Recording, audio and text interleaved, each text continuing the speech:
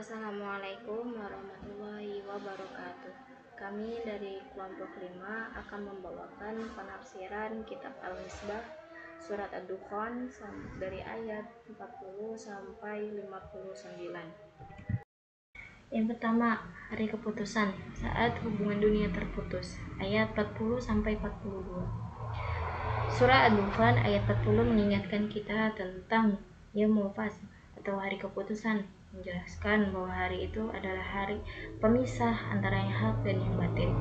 Bayangkan sebuah hari di mana maula atau teman akrab, kerabat, atau pelindung tidak lagi bisa menolong.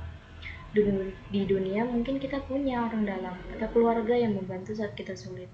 Namun di hari itu semua orang akan meninggalkan kita ataupun tak ingat sama sekali. Tidak ada manfaat dari ketaatan kecuali bagi mereka yang mendapatkan rahmat Allah Subhanahu wa Ta'ala.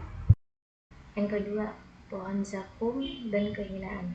Ayat 43 sampai 50. Bagi mereka yang memilih jalan dosa, Allah menggambarkan hidangan untuk mereka.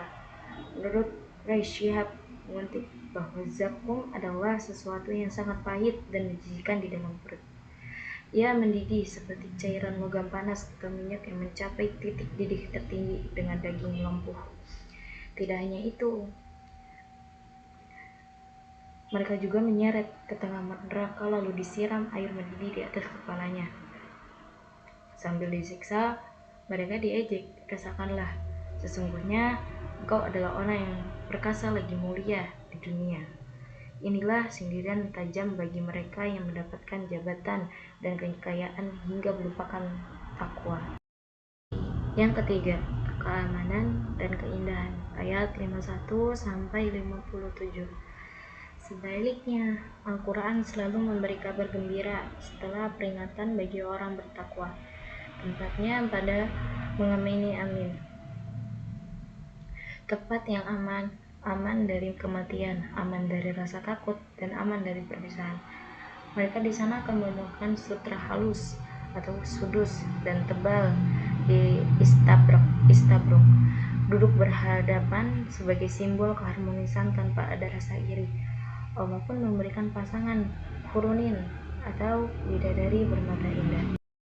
Yang keempat, kemudahan Al-Quran, ayat 58 sampai 59. Di akhir surat Allah menegaskan bahwa Dia memudahkan Al-Quran dengan bahasa kita manusia agar kita mengambil pelajaran.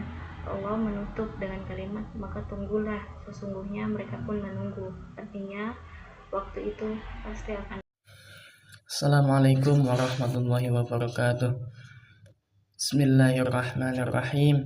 Alhamdulillahirabbil alamin.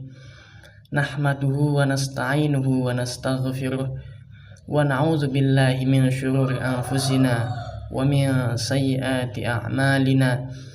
May yahdihillahu fala mudhillalah wa may yudlil fala hadiyalah.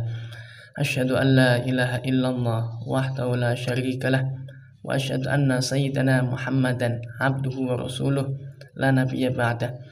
Allahumma sholli ala sayyidina Muhammadin al-mukhtar wa alihi al-adhar wa ashabihi al-akhyar.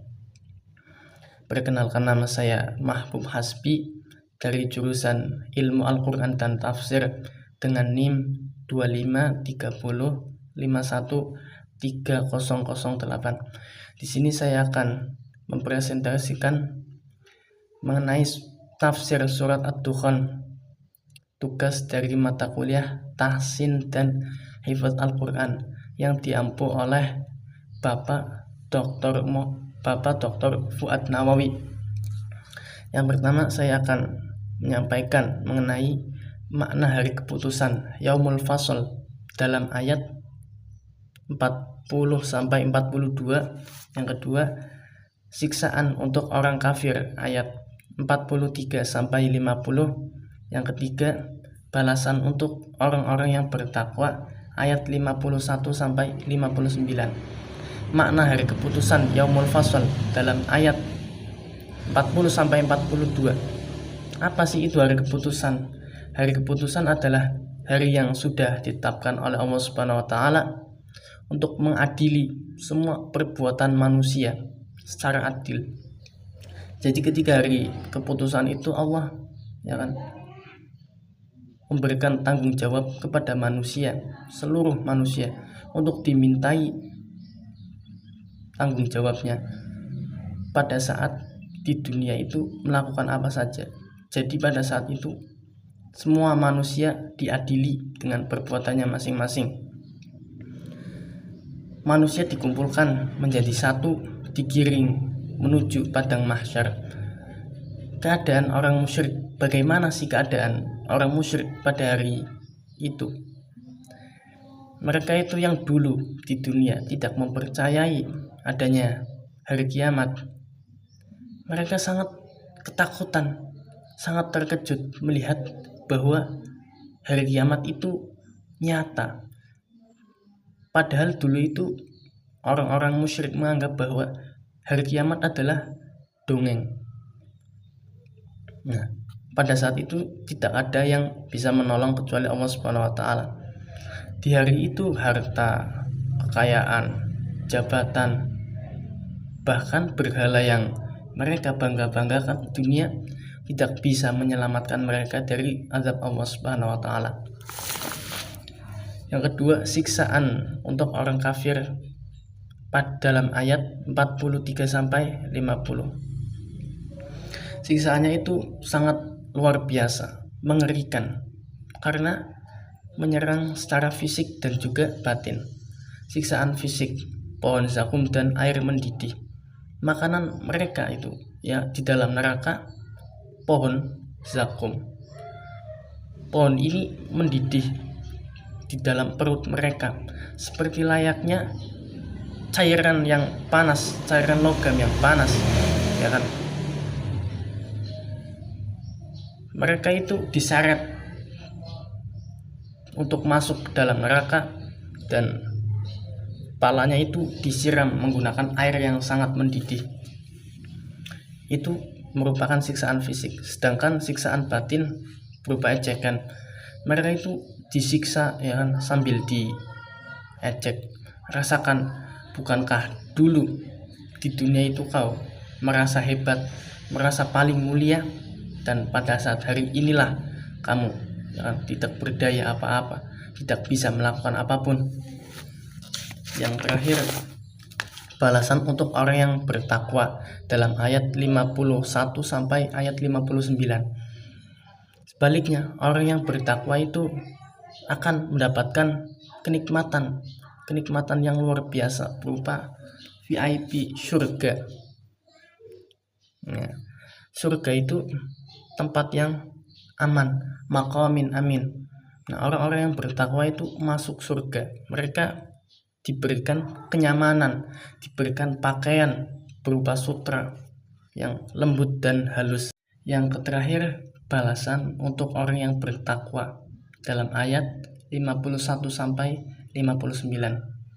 Sebaliknya, orang yang bertakwa itu akan mendapatkan fasilitas yang luar biasa berupa surga.